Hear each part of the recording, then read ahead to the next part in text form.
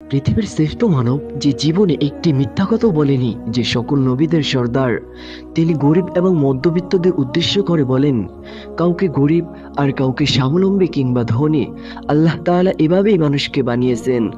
দুনিয়ার ব্যবস্থাপনা ও স্বাভাবিক গতি ঠিক রাখতে তিনি বিভিন্ন স্তর ও পেশা দিয়ে মানুষের শ্রেণী ভিন্নতা তৈরি করেছেন।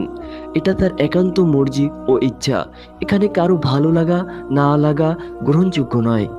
স্বাভাবিকতই গরিব ও দরিদ্ররা তুলনামূলকভাবে বেশি অর্থ কষ্টে ভোগে, সামান্য প্রয়োজনটুকু পূরণ করতে পারে না। এমন লোকদের সংখ্যা আমাদের সমাজ ও দেশে অভাব নেই।